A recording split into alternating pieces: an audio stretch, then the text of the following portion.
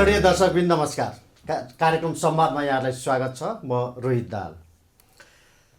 पुस 5 गतेपछि अथवा प्रतिनिधि सभा विघटनपछि मुलुकका लगभग सबै राजनीतिक दलहरू सडक सङ्घर्षमा ओर्लिए।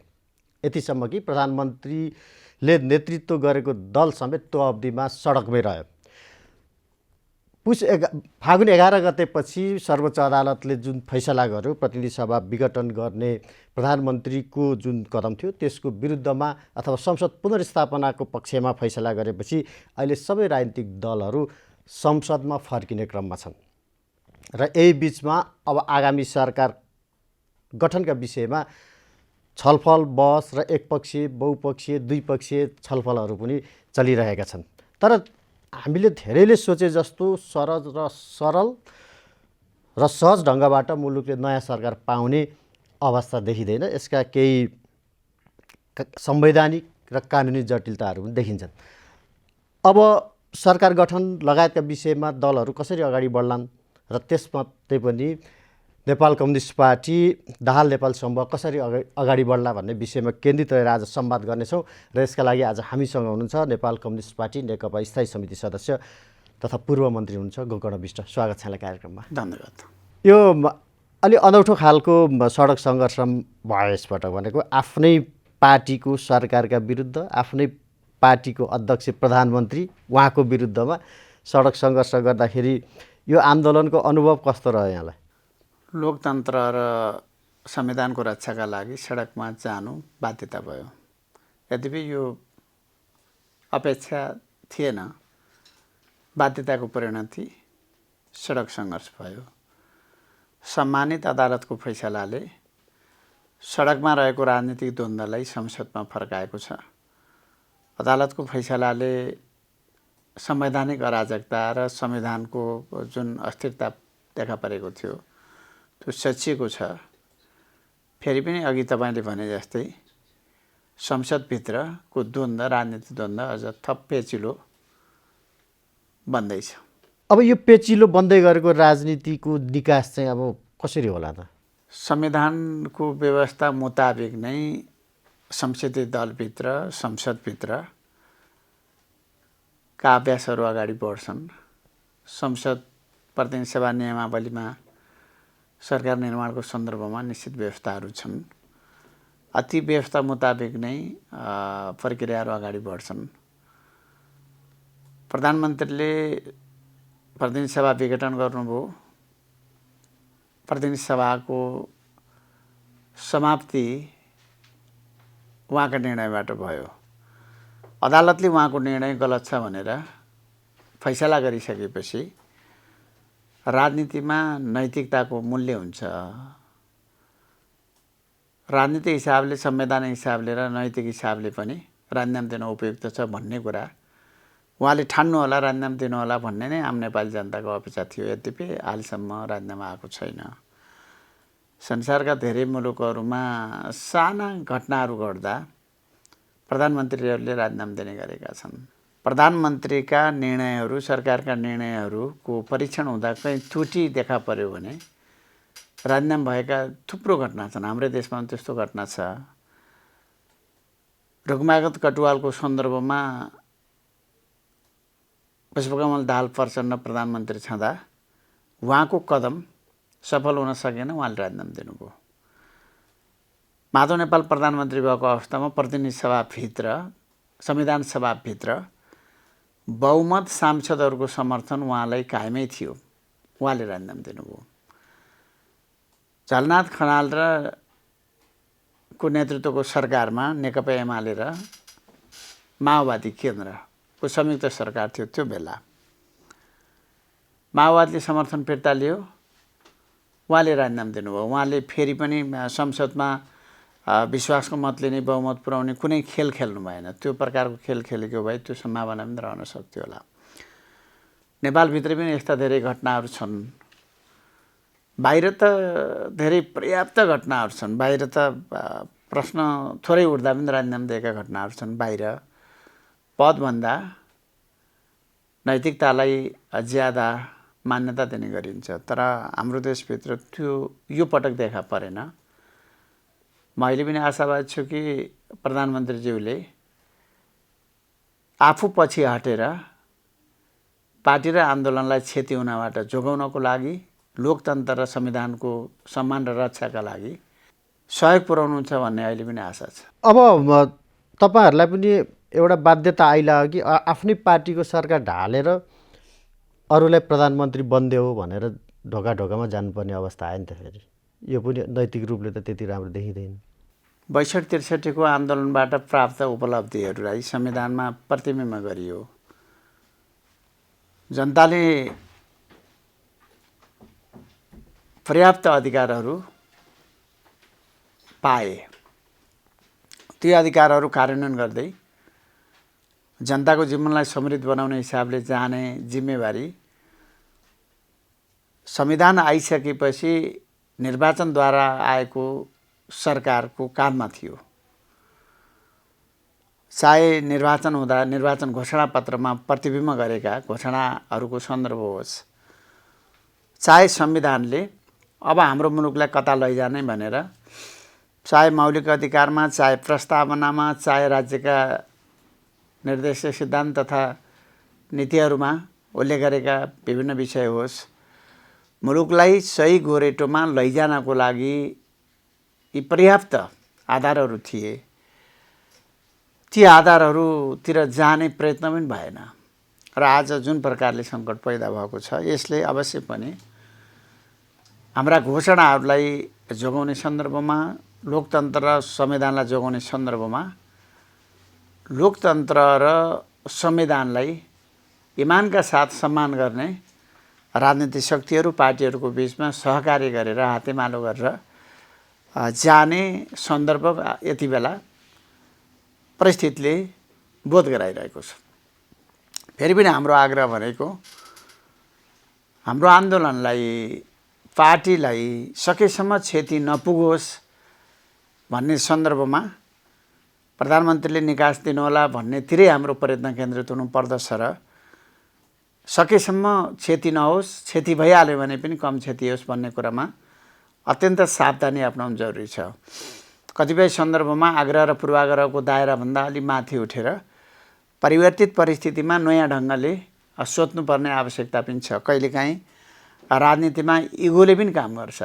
कहिलेकाहीँ हटले, इगोले, व्यक्तिवाद, अहङ्कार, सर्वसत्तावाद जस्ता विषयहरू पनि गलत निर्णय लिनको लागि कारक बन्दछन्।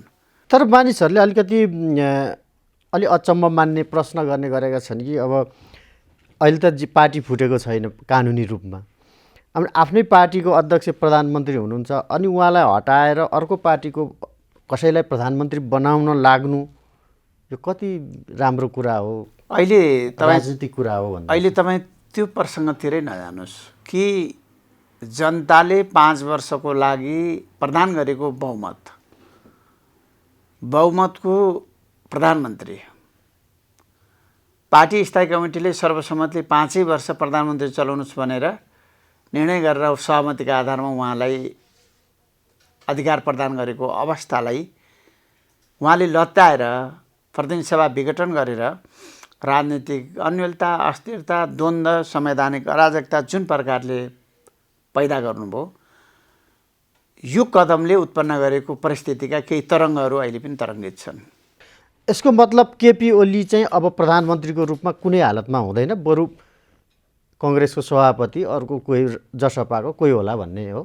होइन, सफल नेताले आफ्ना हितभन्दा जनता र देशका हित नै माथि राख्ने गर्दछ। आफू पछाडि हटेर पनि संविधान र लोकतन्त्रको संरक्षण गर्ने गर्दछ। पार्टी र आन्दोलनलाई सुदृढ गर्ने गर्दछ। तर उहाँमा आफ्नो लागि पार्टी आन्दोलनलाई कमजोर बनाउन पनि पछि नपर्ने, प्रतिनिधि सभा विघटन गर्न पनि पछि नपर्ने, संविधान मिच्न पनि पछि नपर्ने प्रकारका प्रवृत्तिहरू देखा परे। यसकारण यसतर्फ उहाँको गम्भीरता साथ ध्यान जानु जरुरी छ। भारतमा केही समय अगाडि चाहे अटल बिहारी वाजपेयीको प्रधानमन्त्री भएको अवस्थामा होस्, चाहे मनमोहन सिंह प्रधानमन्त्री भएको अवस्थामा होस्, थुप्रो पार्टीहरू मिलाएर पनि बहुमत प्राप्त नगरेको दलको नेताले पुरा कार्यकाल प्रधानमन्त्री चलाएका, सरकार चलाएका र आर्थिक सामाजिक रूपान्तरणका लागि प्रयत्न गरेका थुप्रै अनुभवहरू छन्, थुप्रै विगतका उदाहरणहरू छन्। तर शानदार बहुमत मात्र होइन, झन्डै 2/3 को नजिक रहेको बहुमतलाई समेत पनि पार्टी अध्यक्ष हुनुभएको, प्रधानमन्त्री हुनुभएको व्यक्तिले कुशल व्यवस्थापनका साथ 5 वर्ष पुरा गर्ने र ढिक्कै पार्टी जोगाउने र सफल कार्यकालका साथ अर्को पुस्तामा पार्टी आन्दोलन सुम्पने, राम जनताका अपेक्षाहरूलाई पुरा गर्ने जुन ऐतिहासिक दायित्व थियो, त्यो दायित्वबाट उहाँ चुक्नुभयो। राजनीति भनेको फेरि पनि व्यवस्थापन पनि महत्त्वपूर्ण पाठ हो। राजनीति केवल कुरा, तर्क, भाषण, गाली गलौजलाई अलि बेसी राजनीति मान्ने र त्यसलाई क्या बात भनेर ताली ठोक्ने जमात पनि हुन्छ हाम्रो जस्तो देशमा। खास गरी यस्ता प्रवृत्तिहरू यो दक्षिण एसियामा अलि बेसी देखा पर्ने गर्दछन्। तर फेरि पनि साँचो कुरा के हो भने राजनीतिमा भाषण, तर्क, गाली गलौजभन्दा धेरै महत्त्वपूर्ण पक्ष भनेको जे बोल्छौँ त्यो गर्ने, जति गर्छौँ त्यति बोल्ने, कुशल व्यवस्थापनका साथ जनताका अपेक्षाहरूलाई पुरा गर्ने। सरकार भने पनि व्यवस्थापनको एउटा महत्त्वपूर्ण पक्ष नै हो। सरकार एउटा संस्था हो, एउटा वैधानिक संस्था हो। यो संस्थालाई प्रधानमन्त्रीले कुशल व्यवस्थापनका साथ सञ्चालन गर्ने कुराले नै जनताका जीवनहरू रूपान्तरण हुन सक्थे। त्यो कुरामा उहाँलाई महत्त्वपूर्ण अवसर थियो, उहाँको महत्त्वपूर्ण जिम्मेवारी थियो। त्यो जिम्मेवारीबाट उहाँले आफूलाई परीक्षणमा पास गर्न सक्नु भएन। अब यस्तो अवस्थामा उहाँले त आफ्ना कामहरूलाई गम्भीरता साथ समीक्षा गरेर कोही पनि असल राजनीतिज्ञले आफ्ना विगतहरूलाई गम्भीरता साथ समीक्षा गर्ने र त्यो आधारमा उदारतापूर्वक र नैतिकताको धरातलमा समेत उभिएर निष्कर्षमा पुग्ने र बाटो खुला गर्ने कुरा एउटा राजनीतिज्ञको लागि यो उपयुक्त अवसर पनि हो। अब तपाईँहरूलाई पनि अगाडि बढ्नलाई त अलिकति संवैधानिक, अलिकति कानुनी जटिलताहरू त देखिन्छ नि त। जस्तै पार्टी कानुनी रूपमा फुटेको छैन। संसदीय दलको बैठक बोलाउनलाई संसदीय दलको नेताले बोलाउनु पर्यो अथवा उपनेताले बोलाउनु पर्यो। अब उपनेता पनि तपाईँहरूसँग हुनुहुन्न भनेपछि कसरी अगाडि बढ्न सकिन्छ त्यसमा? लोकतन्त्रमा संसदीय दलको नेताले म दलको बैठक बोलाउँदैन, पार्टीको अध्यक्षले पार्टीको बैठक बोलाउँदैन। संविधानका प्रावधानहरूलाई म कार्यान्वयन गर्दिनँ। आम जनताका भावना र आवाजलाई मैले सुन्न जरुरी छैन भन्ने मान्यता राख्यो भने यसले के लोकतन्त्र बलियो होला र? त्यो त राखिने आज नेपाली जनताले यत्रो लामो कुर्बानीका साथ जे उपलब्धि प्राप्त गरेका छन् ती उपलब्धि फगत कागजमा लेख्नको लागि मात्र होइन, ती त जीवनमा रूपान्तरणको लागि पनि हो। ती कुरा त व्यवहारमा अभ्यासको लागि पनि हो। तर त्यो काममा प्रधानमन्त्री चुक्नुभयो र उहाँले त अरू कोही नेताभन्दा, अरू कोही प्रधानमन्त्रीभन्दा उदारतापूर्वक लोकतन्त्रका मूल्य र मान्यताहरूलाई आत्मसात गरेर लामो समय नेपाली जनताले सम्झने एउटा महत्त्वपूर्ण अवसर थियो। किन यो अवसरबाट चुकिरहनु भएको छ? उहाँका नजिकका साथीहरूले पनि उहाँलाई यो अवसरलाई उहाँले सही ढङ्गले उपयोग गरेर उदारतापूर्वक फेरि पनि सम्मानित सर्वोच्च अदालतको फैसलालाई सम्मान गर्दै आफ्ना कमीहरूलाई महसुस गर्दै बाटो खुला गर्ने र पार्टीलाई जोगाउने, आन्दोलनलाई जोगाउने, लोकतन्त्रलाई जोगाउने र संसदीय अभ्यासलाई सही बाटोबाट अगाडि लाने सन्दर्भमा उहाँले ध्यान दिनुपर्थ्यो। अझै पनि हामी सबैको उहाँलाई सुझाव भनेको उहाँले यो ढङ्गले बाटो खुला गर्नुहोस् भन्नेतिरै हुनुपर्दछ। अलि अगाडिको एउटा अन्तर्वार्तामा अहिलेका परराष्ट्र मन्त्रीले भन्नुभएको थियो कि यदि अदालतले संसद पुनर्स्थापनाको निर्णय गर्यो भने नैतिक रूपमा हामीले छोड्नुपर्छ, प्रधानमन्त्रीले छोड्नुहुन्छ भनेर भनिसकेको अवस्था त अहिले छोड्नु भएको छैन भनेपछि त अब स्थिति प्रधानमन्त्रीले राजीनामा पनि नदिने, निर्वाचन आयोगले दलको आधिकारिकताको विषयमा पनि निर्णय नदिने भएपछि त तपाईँहरूलाई त अगाडि बढ्न छ, अगाडि बढ्ने बाटो छ। निर्वाचन आयोग पनि एउटा निश्चित बिन्दुमा पुगेर निष्कर्षमा पुग्ला नै फेरि पनि नेपालको संविधान नेपालको कानुनले सारा प्रक्रियाहरूलाई अगाडि बढ्नै नपाउने गरी त्यस्तो ढोका बन्द गरेको छैन। त्यसका आफ्ना प्रक्रियाहरू छन्। अहिले ती प्रक्रियाहरूमा म सबै सन्दर्भमा अहिले मिडियामा राख्न पनि चाहदैन। त्यसका आफ्ना प्रक्रियाहरू छन्, तर सकेसम्म सहज बाटोबाट स्वाभाविक बाटोबाट नै अगाडि बढ्ने कुरा त्यो ठिक हुन्छ भन्ने नै हाम्रो मान्यता हो। संसदीय दलको बैठक दलको नेताले नबोलाएको अवस्थामा के गर्ने, वा संसदभित्र नयाँ सरकार निर्माणको सन्दर्भमा आवश्यक प्रक्रिया कसरी अवलम्बन गर्ने भन्ने सन्दर्भमा फेरि पनि पार्टीभित्र पार्टी बाहिर विभिन्न प्रकारका छलफलहरू चलिरहेका छन्। निकास आउँदैन भन्ने कुरा होइन। एकजना पात्रले ढोका बन्द गर्दैमा संवैधानिक प्रक्रियाहरू, कानुनी प्रक्रियाहरू, राजनीतिक प्रक्रियाहरू, संसदीय प्रक्रियाहरू अवरुद्ध हुन्छन् भन्ने होइन। तर मेरो बार जोड यही हो कि यत्रो ठुलो पार्टीको अध्यक्ष, बहुमतको प्रधानमन्त्रीले आफ्ना निर्णयहरू गलत साबित भइसकेपछि फेरि पनि पदमै बसिरहने कुरा। उहाँले त प्रतिनिधि सभाको त हत्या गर्नुभएको, प्रतिनिधि सभालाई उहाँले विघटन गर्नु, हत्या गर्नु। आज त्यही उहाँले मारेको प्रतिनिधि सभा फेरि सम्मानित अदालतले बिउदाइदिएको छ र त्यो अदालतमा फेरि पनि मैले सामना गर्छु, फेस गर्छु भन्ने कुरा राजनीतिक हिसाबले कति उपयुक्त होला, नैतिक हिसाबले कति उपयुक्त होला, उहाँले ठन्डा हिसाबले फेरि पनि सोध्नु होला भन्ने नै हाम्रो आशा हो। हामीले अन्तिमसम्म पनि त्यो आशा राख्नुपर्छ। कहिलेकाहीँ मैले दिँदैन भन्ने उहाँमा त्यो प्रकारको अडान पनि हुनसक्छ, तर त्यो अडानबाट उहाँले अलिकन ठन्डा दिमागले सोध्ने हो भने, गम्भीरता साथ महसुस गर्ने, समीक्षा गर्ने हो भने उहाँले राजीनामा दिएर बाटो खुला गर्ने कुराले नेपाल कम्युनिस्ट पार्टी र नेपालको कम्युनिस्ट आन्दोलन नयाँ सिराबाट व्यवस्थित हुन्छ। यो गम्भीरता फेरि पनि उहाँले महसुस गर्न जरुरी छ। अब संसदीय दलको बैठक त उहाँले बोलाउन त किन पनि मिलेन भनेदेखि अब त्यहाँ तपाईँहरूको बहुमत होला, अनि आफूले संसदीय दलको नेता हटाउने बैठक उहाँले बोलाउनुहुन्छ त? त्यस्तो सोच्न सकिन्छ? म लोकतन्त्रको लागि यति लामो समय लडेँ भन्ने एकजना नेताले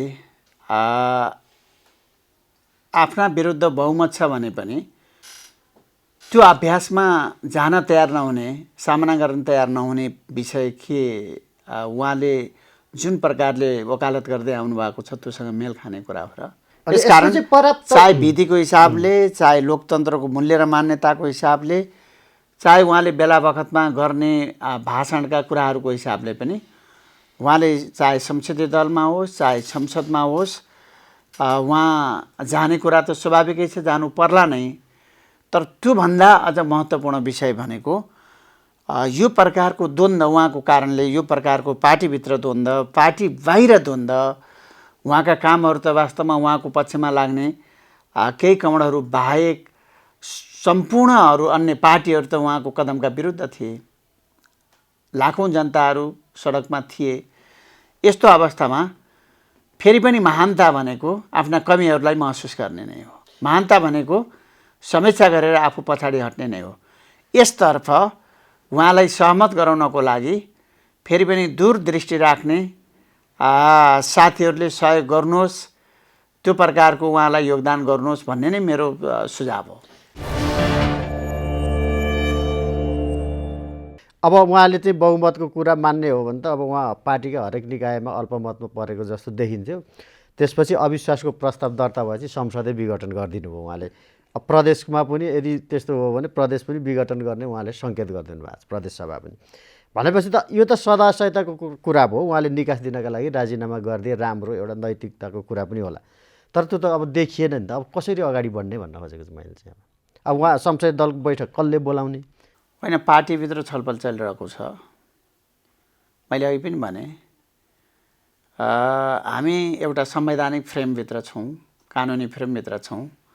प्रतिनिधि सभा कसरी चल्ने भन्ने सन्दर्भमा प्रतिनिधि सभा नियमावलीले पनि केही व्यवस्था गरेको छ र नेपालका संसदीय अभ्यासको पनि हामीसँग केही अनुभव छ।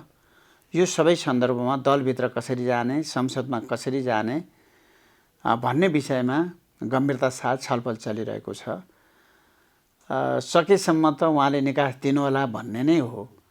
त्यसो भएन भने पनि मुलुकले निकास पाउँछ। प्रक्रिया अगाडि बढ्छ। म यति भन्छु, मुलुकले निकास पाउँछ। अब गलत बाटोमा हिँड्न थालेको मुलुकको राजनीतिलाई, मुलुकको संवैधानिक प्रक्रियालाई सही बाटोमा ल्याएर असल अभ्यासद्वारा जनताले प्राप्त गर्ने परिणाम र जनताका अपेक्षाहरूलाई पुरा गर्ने गरी अगाडि बढ्छ मुलुक। अब प्रधानमन्त्री विरुद्धको अविश्वासको प्रस्ताव सिधै संसदमा लैजानुहुन्छ कि संसदीय दलको यी सबै कुराहरू छलफल हुँदैछ। फेरि पनि निर्णयको अवस्थामा छैनन्।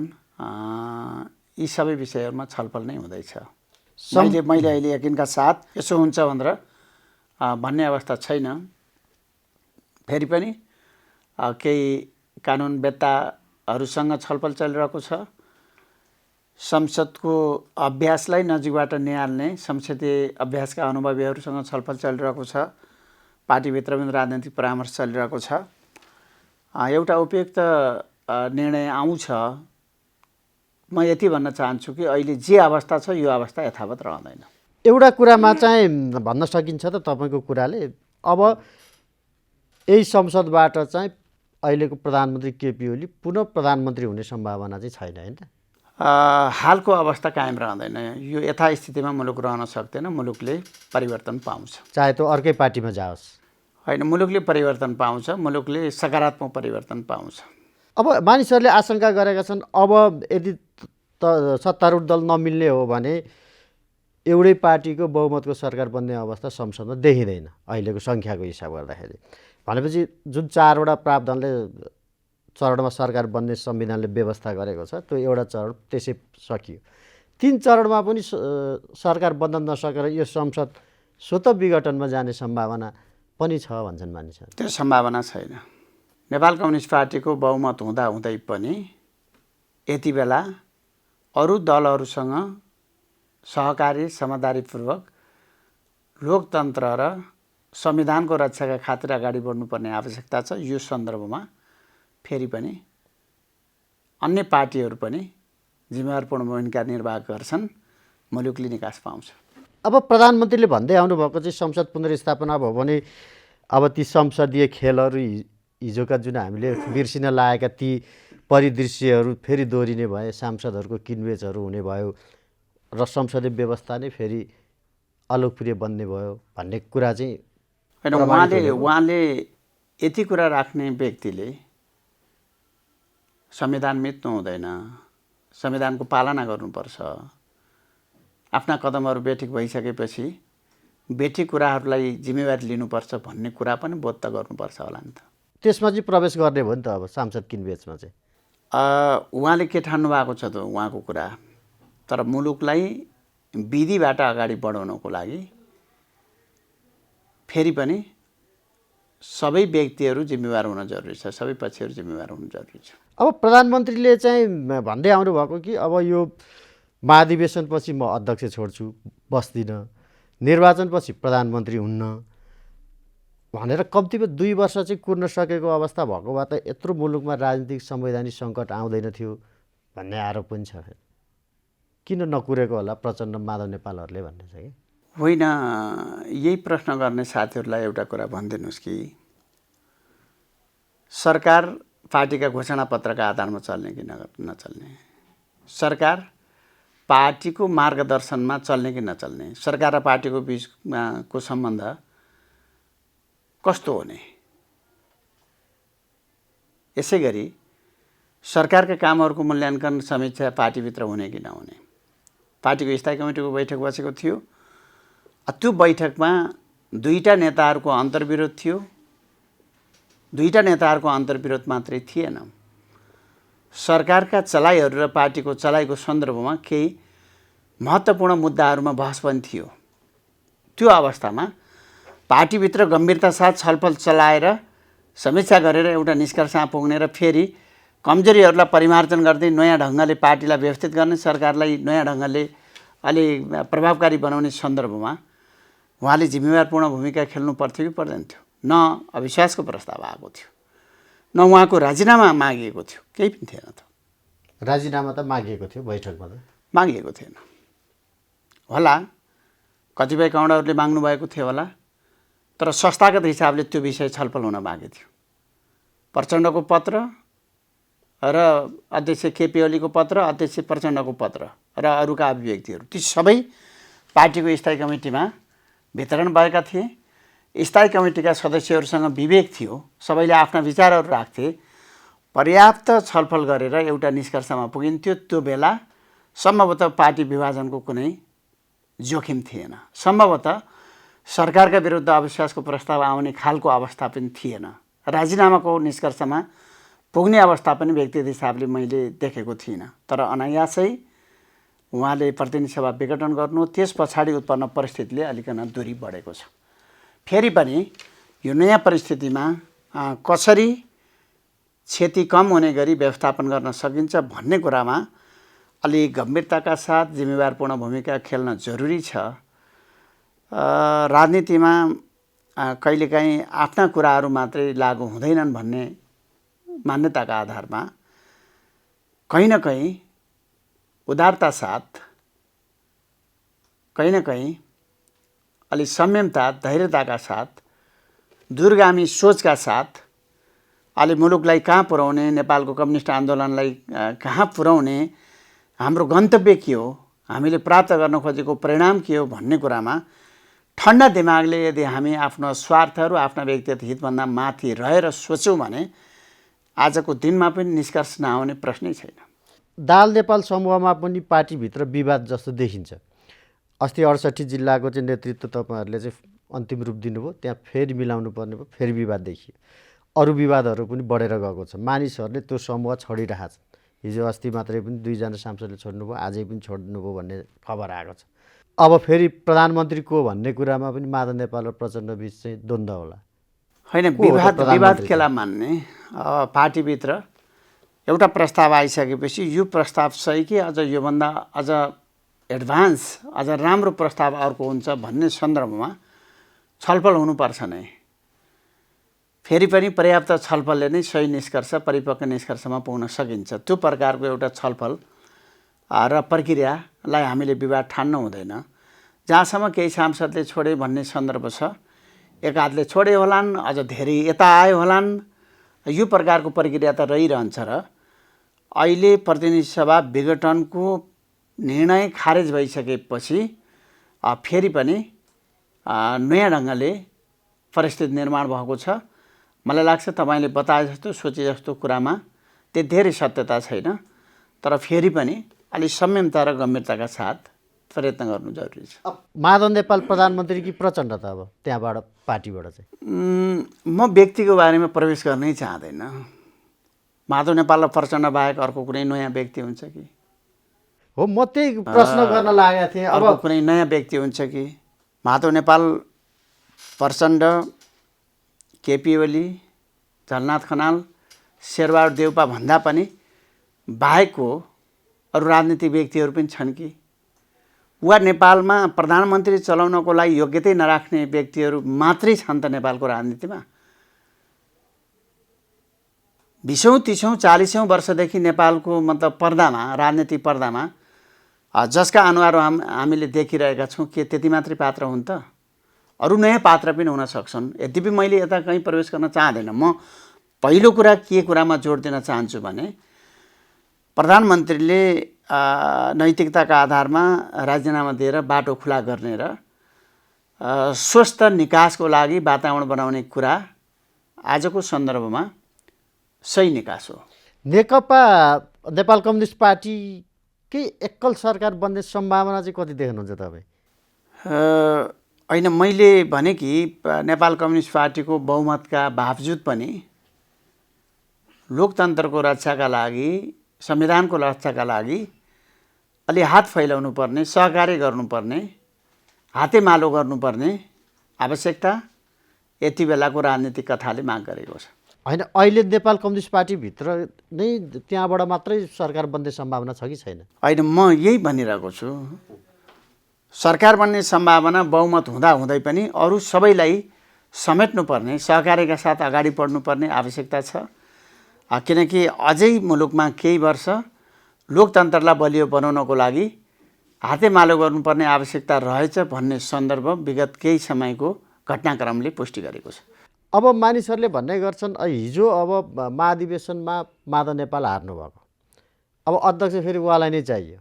अब प्रचण्डको 32-33 वर्षको कथा छँदैछ, उहाँहरूले छोडिदिएर अर्को व्यक्तिलाई चाहिँ अध्यक्ष बनाउन चाहिँ किन नसक्नु भएको त? उस्तै हो नि त त्यो त। ठिक छ, त्यसको लागि पनि उपयुक्त समय आउला। उपयुक्त समयमा हामी अवश्य पनि रूपान्तरणको लागि प्रयत्न गर्छौँ। अहिले एक प्रकारको राजनीतिक सङ्कट पनि छ, यो सङ्क्रमण काल जस्तो पनि देखा परेको छ। एक प्रकारको यो अलि अन्यलताको अवस्था छ। यो अवस्थामा एकैपटक धेरै कुराको समाधान खोज्नुभन्दा अहिले तात्कालिक मुद्दाहरूको समाधान खोजौँ। तर तपाईँले उठाएका प्रश्नहरूको जवाब पनि नेपालको राजनीतिमा खोज्नुपर्नेछ, दिनुपर्नेछ। नयाँ ढङ्गले नयाँ पात्रहरूलाई हामीले तयार गर्नुपर्ने पनि छ, यद्यपि त्यो आउँदा दिनहरूमा। तर अलि उदाहरण बन्ने खालको काम चाहिँ भएन नि। कहिलेकाहीँ मञ्चमै झगडा देखिने, मञ्चमा कहिलेकाहीँ कसैले यसो हात हल्लाएर गफ गर्नुभयो भने त्यो झगडै हो कि भन्ने पनि लाग्न सक्छ। कहिलेकाहीँ मञ्चमा वादविवाद पनि हुनसक्छ, बैठकमा वादविवाद हुनसक्छ, कहिलेकाहीँ बाटोमा हिँड्दाखेरि वादविवाद हुनसक्छ। ती महत्त्वपूर्ण विषय होइनन्। महत्त्वपूर्ण विषय भनेको त हामी कस्तो कामको लागि कुन विधिलाई आत्मसात गरेर अगाडि बढ्दैछौँ, कस्तो विचार र कस्तो विधिलाई हामीले आत्मसात गर्दैछौँ, हामी हिँड्ने बाटो के हो, हामी पुग्ने ठाउँ के हो, हामीले नेपालको राजनीतिमा कस्तो मूल्य र मान्यतालाई स्थापित गर्न चाहिरहेका छौँ। आधारभूत तहका जनताको जीवनमा परिवर्तन गर्ने, आर्थिक सामाजिक रूपान्तरण गर्ने, खान नपाएका, लगाउन नपाएका, पढ्न नपाएका, उपचार नपाएका जनताहरू जसलाई हामीले हरेक निर्वाचनमा भोट माग्ने गर्दछौँ।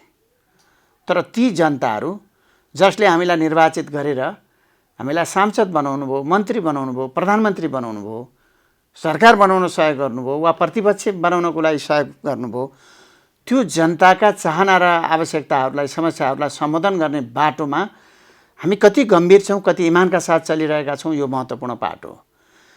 को व्यक्तिको बिचमा द्वन्द्व छ यो महत्त्वपूर्ण कुरा भन्दा पनि हामीले आम नेपाली नागरिकहरूको समस्यालाई समाधान गर्ने गरी कति इमानका साथ काम गर्न सक्यौँ।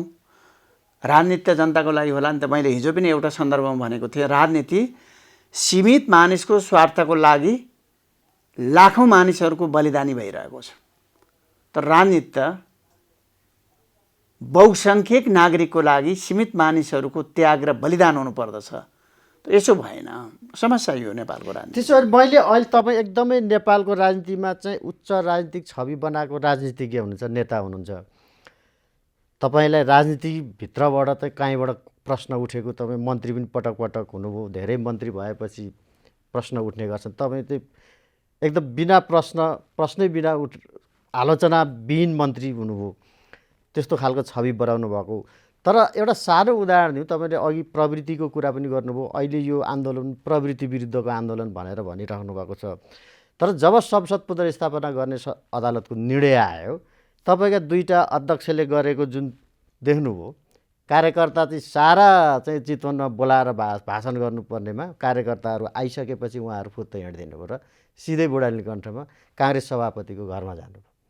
विजय जुलुस मनाइरहेका कार्यकर्तामा आउने भनेर भन्नुभयो, रत्न पार्कमा जानु भएन, लड्डु खानामा उहाँहरू व्यस्त हुनुभयो।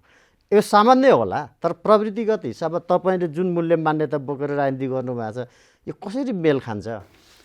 होइन, कतिपय जनताका नजरमा बेठिक लाग्ने कामहरू सकेसम्म नेताहरूले नगर्नु राम्रो हुन्छ। म अहिले यति मात्रै भन्न चाहन्छु, जनताको नजरमा टिप्पणी योग्य कुराहरूबाट बच्नु असल नेताको लागि त्यो राम्रो हुन्छ भन्ने कुरा नै मेरो सुझाव हो। यद्यपि उहाँहरू काम विशेषले अन्य दलको नेतासँग भेटघाट गर्ने, राजनीतिक संवाद अगाडि बढाउने कुरा त अब राजनीतिमा देखा परेका घटनाक्रमहरू परिवर्तनको स्थितिले 1 घन्टा ढिलो हुँदा के हुन्थ्यो? त्यत्रो जम्मा भएका कार्यकर्तालाई निराश पारेर हतार फर्किनु होइन। पहिला आन्दोलनको सन्दर्भमा कार्यक्रमको आयोजना थियो, त्यसै गरी नै उहाँहरू पुग्नुभएको थियो। सम्मानित अदालतको फैसला पछाडि आन्दोलनको कार्यक्रम हुने कुरा भएन। त्यसलाई एक प्रकारले खुसियाली व्यक्त गर्ने गरी सभामा परिणत गर्ने सोच बन्यो। त्यसको लागि अरू साथीहरू पनि हुनुहुन्छ भन्ने उहाँहरूले सोध्नुभयो, आउनुभयो। यद्यपि यो ठुलो कुरा होइन। तर मैले जोड्न खोजेको कुरा के हो भने हामी कहीँ कतै पनि उत्तेजित बन्नु हुँदैन। हामी अत्यन्त संयमताका साथ हामीले राजनीतिक समस्याको निकास खोज्नु जरुरी छ। जहाँ नदी गहिरो हुन्छ त्यहाँको जल प्रवाह शान्त र संयम हुन्छ भनेर शेक्सपियरले एउटा भनाइ राख्नुभएको छ। राजनीतिमा यस्तो हुनुपर्दछ। अब पार्टी एक हुने सम्भावना कति देख्नुहुन्छ तपाईँ? नेपाल कम्युनिस्ट पार्टीमा कमभन्दा कम क्षति हुने गरी हामीले गम्भीरता साथ भूमिका निर्वाह गर्नुपर्दछ। भनेको केपी ओलीलाई चाहिँ भित्र्याउनुहुन्न कुनै हिसाबले पनि, पार्टी एकै भयो भने पनि? होइन, कोही प्रति आग्रह र पूर्वाग्रह होइन, तर आन्दोलनलाई क्षति नपुगोस्, कमभन्दा कम क्षति होस् भन्ने सन्दर्भमा हामीले आग्रह र पूर्वाग्रहभन्दा माथि उठेर संयमता र बुद्धिमत्तापूर्ण ढङ्गले चल्नु जरुरी छ। अब म एकदमै भूमिका हामीले निर्वाह अन्तिममा छु र अन्तिमै प्रश्न हो मेरो, यो व्यक्तिगत जस्तो पनि छ प्रश्न, अब यसमा उत्तर दिने नदिने चाहिँ अब यहाँको कुरा छ। लुम्बिनी प्रदेशका मुख्यमन्त्री शङ्कर पोखरेलले तपाईँकै निर्वाचन क्षेत्रमा गएर, गुल्मीमा गएर गोकर्ण बिष्टलाई सडकमा पुर्याउनुपर्छ, अब पुर्याइन्छ भनेर भाषण गर्नुभयो। त्यो कतै त्यो अरेको कुरा होइन, हामीले पनि बजाएको, मैले पनि लेखेको न्युज हो, सुनेको बाइट, त्यस्तो हो स्थिति। म धुलोमा हुर्किएको, सडकमै हिँडेको मान्छे हुँ। सडकमै बसिया, सडकमै हिँडिया एउटा सामान्य मानिसको लागि सडकमा रहनु कुरा कुनै महत्त्वपूर्ण कुरा होइन। निर्वाचनमा पराजय हुन्छ भन्ने खालको कुरा होला उहाँको। फेरि पनि शङ्करजी मेरो घनिष्ठ मित्र नै हो। अहिले हामी फरक धारमा छौँ तर पनि मेरो अनन्य मित्र हो शङ्करजी। मैले उहाँको व्यक्तिगत प्रगतिको शुभकामना नै दिन चाहन्छु। उहाँको प्रगति होस्, मैले उहाँप्रति सद्भाव राख्छु, व्यक्तिगत हिसाबले शुभकामना दिन चाहन्छु। जहाँसम्म म निर्वाचन क्षेत्रको सन्दर्भमा उहाँले प्रतिक्रिया दिनुभयो, आदरणीय दाजुभाइ दिदीबहिनीहरूले, म निर्वाचित क्षेत्रको आमा बुवा दाजुभाइ दिदीबहिनीहरूले माया गरिरहनु भएको छ, निरन्तर माया दिइरहनु हुनेछ। म पदमा रहँदा पनि, पद बाहिर रहँदा पनि मैले सदाबार ढङ्गले आमा बुवा दाजुभाइ दिदीबहिनीहरूको बिचमा पुग्ने गरेको छु। पद भनेको अस्थायी चिज हो, यो कुनै स्थायी चिज होइन। हिजो राजाहरूसँग स्थायी थियो, बाचुन्जेल पद पुग्थ्यो। आज त्यो प्रणाली पनि हामीले समाप्त गरेका छौँ भने हामी जनताका सन्तानहरूको लागि पद भने अस्थायी चिज हो, तर मुख्य चिज भनेको जनताको आशीर्वाद हो, माया हो र आमा बुवा दाजुभाइ दिदीबहिनीहरूका दुःख सुखमा साथ दिने मेरो पवित्र प्रयत्न, इमान्दारपूर्ण प्रयत्न महत्त्वपूर्ण चिज हो। यसकारण म जति बाँच्छु म जनताको लागि बाँच्छु, दाजुभाइ दिदीबहिनीहरूको लागि बाँच्छु। मेरो लागि पदभन्दा सबभन्दा महत्त्वपूर्ण कुरा त्यही हो। तर मेरो अनन्य मित्र शङ्करजीले मेरो बारेमा जे कुरा भन्नुभयो, सम्भवतः उहाँले अब किन भन्नुभयो, कहिलेको रिस पोख्नुभयो त्यो थाहा छैन। उहाँले भने जस्तो त सायद होइन होला कि, त्यो त भविष्यले बताउला, परिणामले पुष्टि गर्ला। तर पनि मेरो उहाँप्रति कुनै प्रतिक्रिया छैन। मेरो उहाँप्रति सद्भाव छ। म जहाँ पुगुला केही छैन, उहाँको प्रगति होस् भन्ने नै मेरो शुभकामना छ। मेरो सूचना गलत छैन भने झन्डै 15,000 16,000 भन्दा बढी मतको फरकले त्योभन्दा आज धेरै मतको अन्तर छ। अन्तरले जित्नु भएको हो तपाईँ। 17-18 हजार भन्दा बेसीको अन्तर छ। जित्नु भएको यति चाँडै त्यो तपाईँकै क्षेत्रमा पुगेर तपाईँलाई नै त्यो कुरा भन्नुको कुनै अर्थ छ कि भनेर मैले सोध्न खोजेको। होइन, उहाँले किन भन्नुभयो होइन, मैले सोधेको पनि छैन। उहाँले भनेको प्रति मेरो कुनै दुराभाव पनि छैन। कहिलेकाहीँ राजनीतिमा अरूलाई गाली गर्दा, अरूलाई होच्याउँदा महान बन्न सकिन्छ भन्ने खालका सोचहरू पनि हुन्छन्। उहाँका सोचप्रति मेरो कुनै टिप्पणी छैन। तर म यति भन्न चाहन्छु कि म जहाँ रहँ म आदरणीय आमा बुवा दाजुभाइ दिदीबहिनीहरूको सेवामा लाग्नेछु, सेवामा रहिरहनेछु। मलाई आदरणीय आमा बुवा दाजुभाइ दिदीबहिनीहरूको माया र आशीर्वाद चाहिन्छ। त्यो आशीर्वाद मैले निरन्तर पाइरहनेछु। हवस्, कार्यक्रम आइदिनु यहाँलाई धेरै धेरै धन्यवाद। धन्यवाद तपाईँलाई पनि रहेछ। आज हामीले संवाद गऱ्यौँ नेपाल कम्युनिस्ट पार्टी अब सरकार अदालतले जुन संसद पुनर्स्थापना गर्यो त्यसपछि आगामी दिन कसरी जाला, राजनीतिको सरकार निर्माण लगायतका विषयमा केन्द्रित रहेर संवाद गऱ्यौँ र यसका लागि आज हामीसँग हुनुहुन्थ्यो पूर्व मन्त्री, नेपाल कम्युनिस्ट पार्टी नेकपाको स्थायी समिति सदस्य गोकर्ण विष्ट। कार्यक्रमको निर्धारित समय सकिएको छ। खबरभित्रको खबरका लागि हेर्दै रहनुहोला एभेन्युज खबर। नमस्कार।